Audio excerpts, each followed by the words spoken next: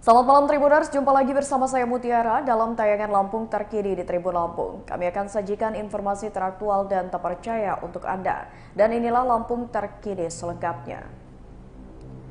Hujan iringi pencarian remaja tenggelam di Sungai Waibulok, Pringsewu.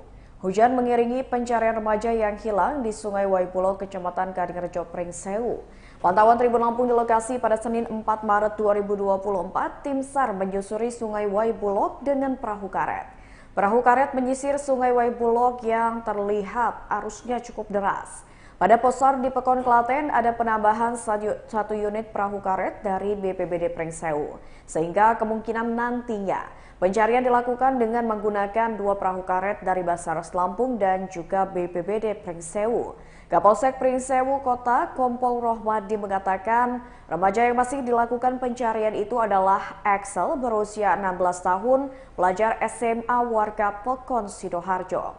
Remaja tersebut diduga hanyut saat bermain di Sungai Waibulok dengan menggunakan batang pisang bersama dengan 4 orang rekannya. Sedangkan 4 lainnya dikabarkan selamat dalam peristiwa tersebut, yakni Ari berusia 16 tahun, Bayu Surya, dan juga Revan. Badan SAR Nasional Lampung menerjunkan sebanyak 7 orang personil untuk mencari remaja tenggelam di Sungai Waibulok, Pringsewu. Hal itu pun dikatakan oleh Dantim Basarnas Lampung Pos Tanggamus Rahmat saat diwawancarai pada hari ini, Senin 4 Maret 2024.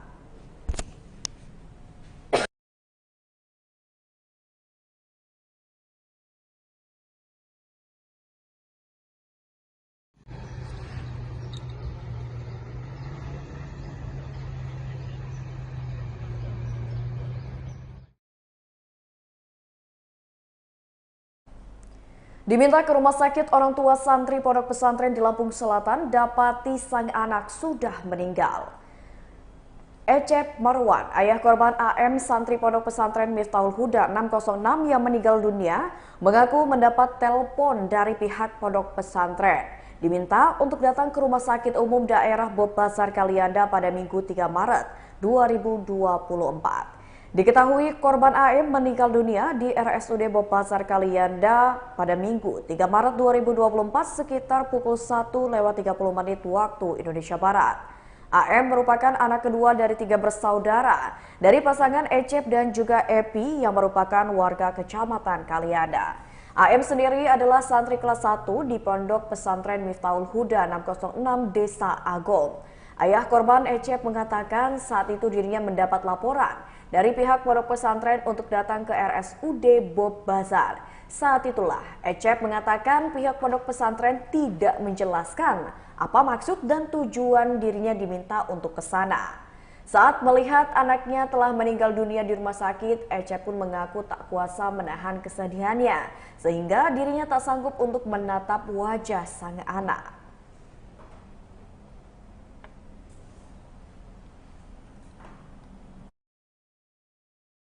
Pak, Bu, kita dengan siapa dan kita sebagai siapa nih, Bu, Pak? Oh iya, saya orang tuanya Asep Marwan. Ini istri saya Epi Yulika. Ya, boleh dijelasin sedikit sih, Pak, kronologi kejadiannya, Pak? Untuk kronologi saya tidak paham ya, karena malam itu saya dijemput dengan tiba-tiba. Malam itu kapan dan jam berapa itu, Pak? Malam Minggu, Minggu. jam 1:36 saya naik ke mobil. 1:36 siang atau malam, Pak? Pagi. Pagi. Pagi. Udah minggunya itu. Heeh. Gitu, Sabtu malam Minggu, tapi udah minggunya. Udah ke minggunya. Ya, langsung ke rumah sakit. Heeh. Nah, itu kita dapat kabar itu awalnya apa tuh, Pak? Nggak ada kabar. Cuma disuruh ke rumah sakit dari siapa itu, Pak? Anak santri dengan perintah ustadznya. Ustadz sudah menunggu di rumah sakit. Saat itu kita tidak dikasih tahu alasannya untuk ke rumah sakit apa gitu, Pak ya? Dia nggak ngasih tahu. Pokoknya intinya gini, dia ngebangun saya. Udah itu saya keluar, ternyata itu udah santri. Terus Pak, sekarang ditunggu Pak Ustadz di rumah sakit. Ada apa dengan anak saya? Enggak, Pak Ustadz nunggu aja di rumah sakit. Jadi Bapak sekarang ke rumah sakit. Udah gitu aja. Langsung saya salin, langsung berangkat. Nah, itu kita langsung menuju ke bagian apa tuh Pak? UGD, IGD Di atau? UGD. Di sana nyampe di UGD, Pak Ustadz udah di sana. Dan sama santri yang lain udah di sana. Berarti sudah kondisi meninggal atau masih Sudah meninggal. meninggal Pak? Terus dari pihak Ponpes seperti apa nih Pak? Kan saya nyampe UGD juga nggak banyak cerita, langsung saya bawa ke kursi dan meja situ ada ya di UGD itu duduk. Jadi nyampe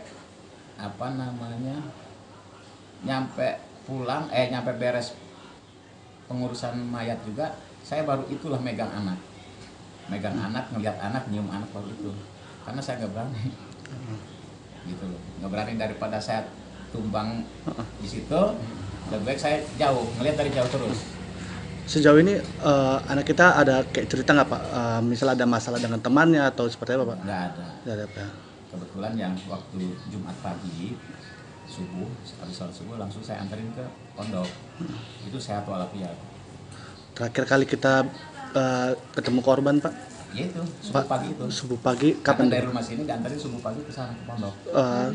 Hari Jumatnya. Pagi, Jumat, ya. Setelah sholat subuh saya anterin dari rumah.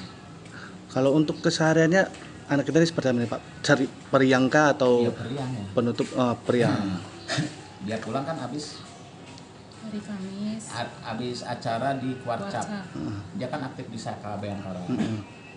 Gitu. Makanya dia pulang. Nah, jadi Jumat pagi itu subuh saya anterin.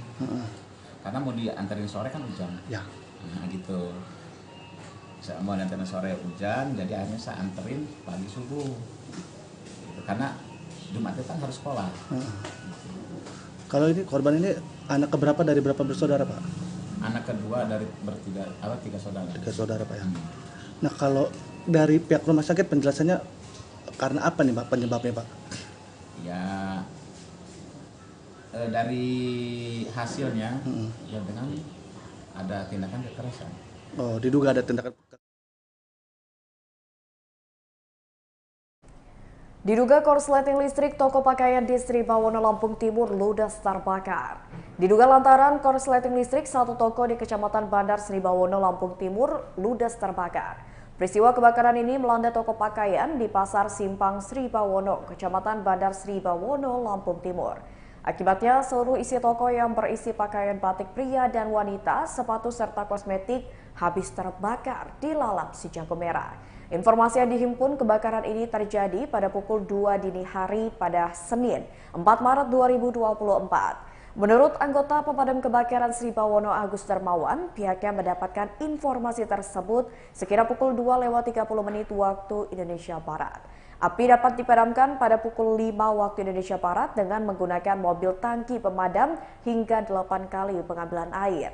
Ia pun menjelaskan saat dilakukan pemadaman tim sempat mengalami kesulitan. Warga setempat bernama Bambang menyebut kebakaran ini diduga disebabkan oleh korsleting listrik di dalam toko. Beruntung tak ada korban jiwa dalam peristiwa tersebut, namun kerugian ditaksir mencapai hingga ratusan juta rupiah.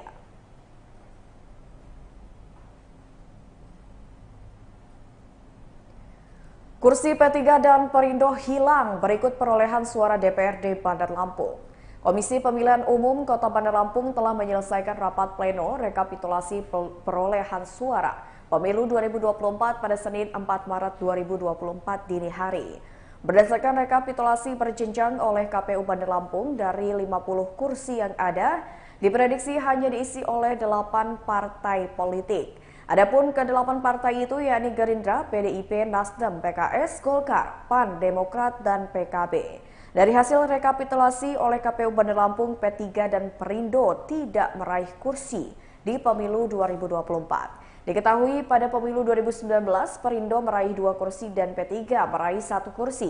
Pada Pemilu 2024, berdasarkan hasil pleno KPU Bandar Lampung, Partai Gerindra memimpin dengan perolehan sebanyak 111.433 suara. Disusul dengan PKS sebanyak 77.229 suara, Partai Nasdem 75.449 suara, dan PDI Perjuangan yakni 65.363 suara.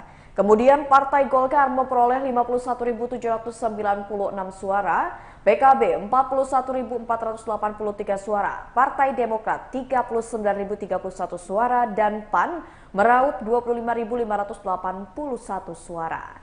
Kedelapan partai dengan perolehan suara tertinggi itu diprediksi memiliki kursi di DPRD Kota Bandar Lampung. Ketua KPU Bandar Lampung Dedi Triadi mengatakan pasca pleno pihaknya belum bisa menentukan kursi dan nama caleg terpilih. Pihaknya pun harus menunggu pengumuman resmi dari KPU RI pada 20 Maret 2023.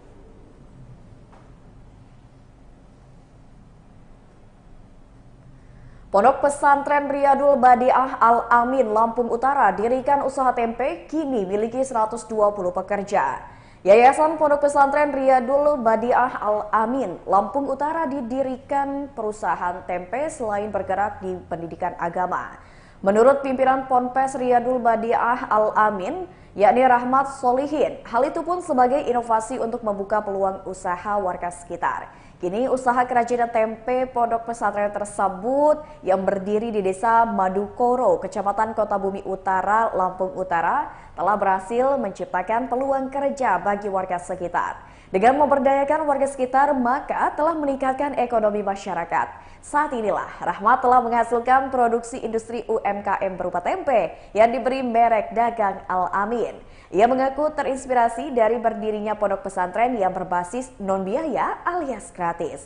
Rahmat mengungkapkan usaha ini baru beroperasi selama 3 bulan, namun saat ini tempe produksinya sudah memiliki pelanggan tetap baik lokal desa maupun beberapa kecamatan yang ada di Kabupaten Lampung Utara. Dalam satu hari, produksi tempe miliknya bisa menghabiskan 200 hingga 300 kg kedelai dengan hasil produksi mencapai 3.000 bungkus tempe. Dengan menyerap ratusan karyawan dari lingkungan sekitar, bidang usaha tersebut dinilai mampu berkontribusi untuk mengurangi angka pengangguran di desa tersebut.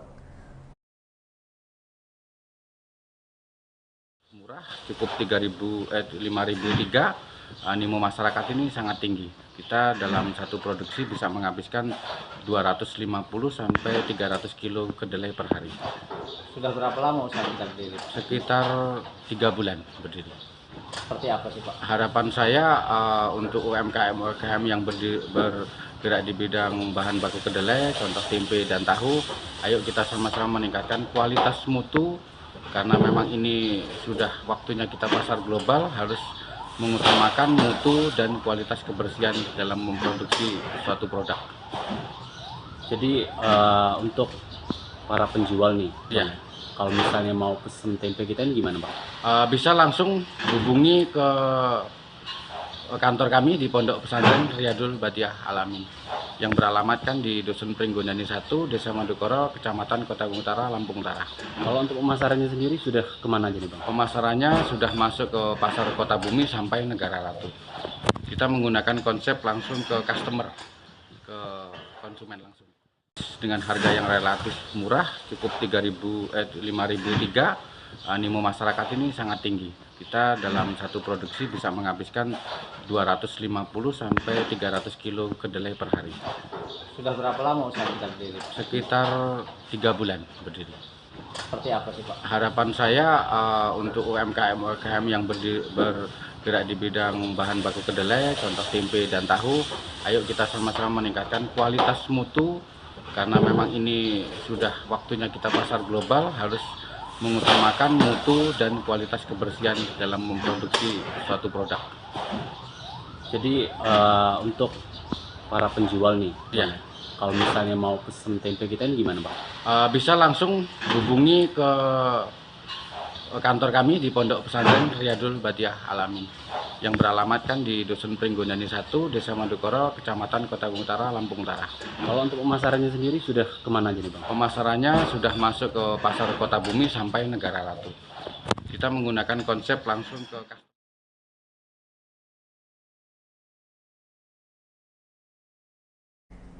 Dua pohon besar tumbang di Bandar Lampung. Dua pohon besar tumbang akibat angin kencang yang melanda Bandar Lampung pada hari ini Senin 4 Maret 2024.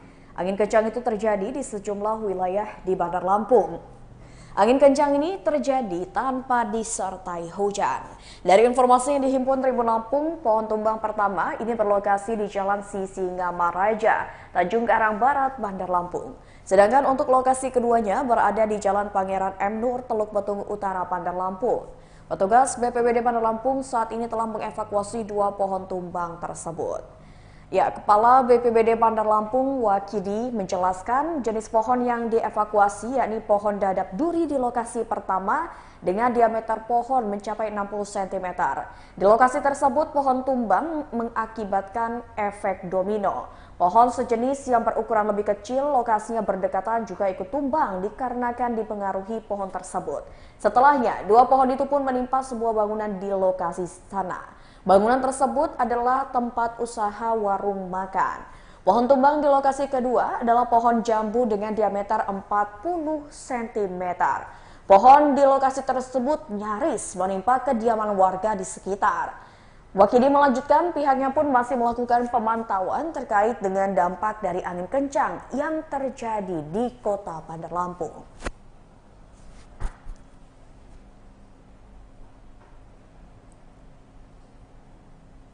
Baiklah Tribuners, itulah tayangan Berita Lampung terkini bersama saya Mutiara. Nantikan tayangan terupdate lainnya hanya di YouTube Tribun Lampung News Video dan aplikasi Tribun X. Saya Mutiara pamit undur diri, selamat malam dan sampai jumpa.